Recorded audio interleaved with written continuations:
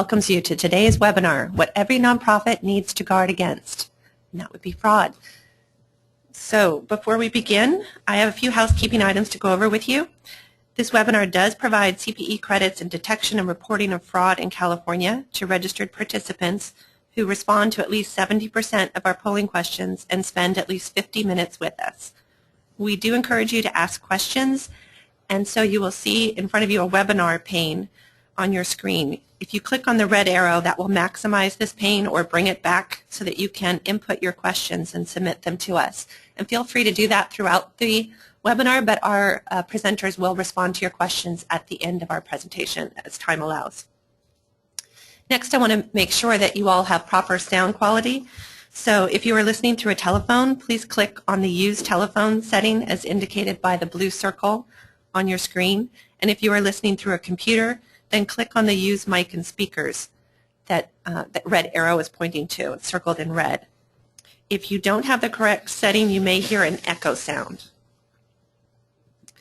Now, to qualify for California CE, you must use a personal computer, sorry, but no PDAs, and log in with your own information and unique URL that you received in an email confirmation. Be logged into our online software for at least 50 consecutive minutes within the scheduled time frame of this webinar from 10 to 11, and actively respond to at least 75% of the polling questions. We'll have 5 throughout our presentation. And be sure to complete the evaluation survey at the end of the webinar. Now we have 2 presenters for you today. I'll introduce first Jeff Stegner.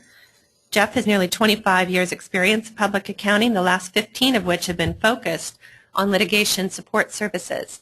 Jeff is a certified fraud examiner, and he's going to be sharing with us today the recent 2012 Report of Nations report, some of the key highlights from that, as well as a lot of what he's gleaned from the dozens of fraud cases that he has investigated as to what the current schemes are. He's qualified as an expert in most courts in the San Francisco Bay Area, and we're lucky to have him and his expertise today.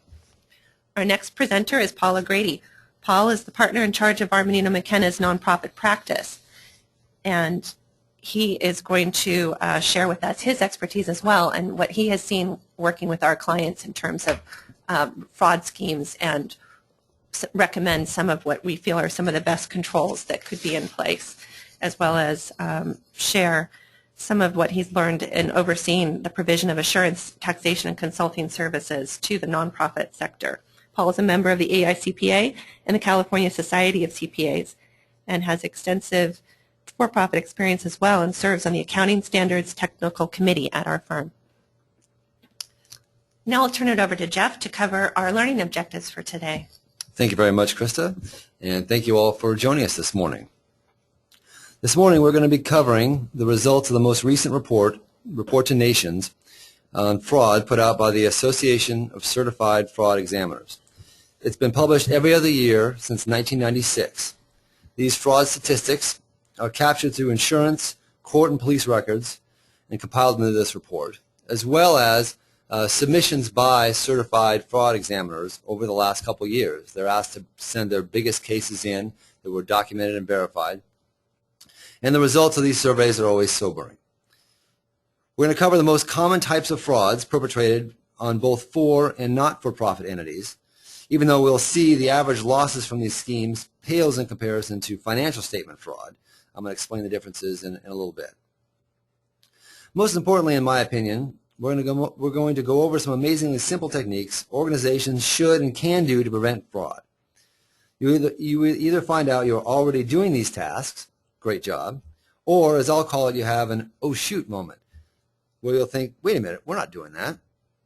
We're also going to share case studies on investigations we have performed over the years and point out the specific failings the organizations had which led to the opportunities for fraud.